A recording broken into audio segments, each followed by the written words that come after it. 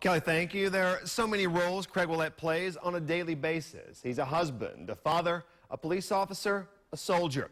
No matter what capacity he's serving, the motivation is the same: to make someone's life better. Baltimore County Patrol Officer First Class Craig Willett starts each day on a mission.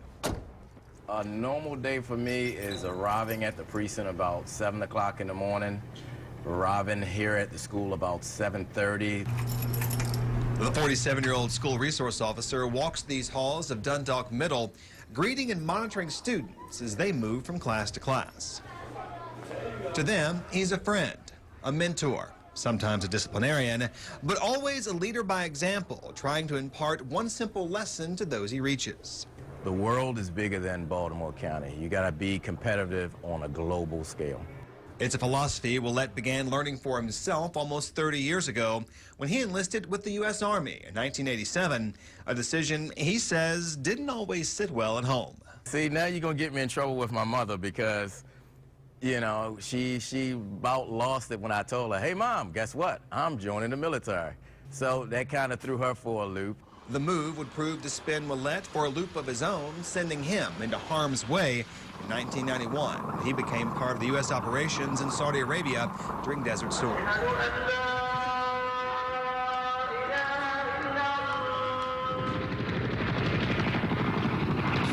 It was a little scary, you know. I started off a little hesitant because I didn't know what to expect. It was like, we're leaving. Okay, when are we coming back? I don't know. Well, after completing his tour and several mini deployments in 1996, Willett left active duty as an Army sergeant and returned to Maryland, again at the urging of his mother. Upon coming home, he joined the National Guard. I enjoyed the camaraderie, the esprit de corps of active duty, because every weekend I knew I was hanging out with everybody that I worked with. We were going to cook out, we were going to wash our cars together, and at night we were just going to hang out as buddies. So I started off with Bosnia. From Bosnia, I went to Iraq. From Iraq, I went to Afghanistan. Willett rose through the ranks of the Guard to Brigade Command Sergeant Major, and upon returning stateside, Willett transitioned into law enforcement, working as a school resource officer.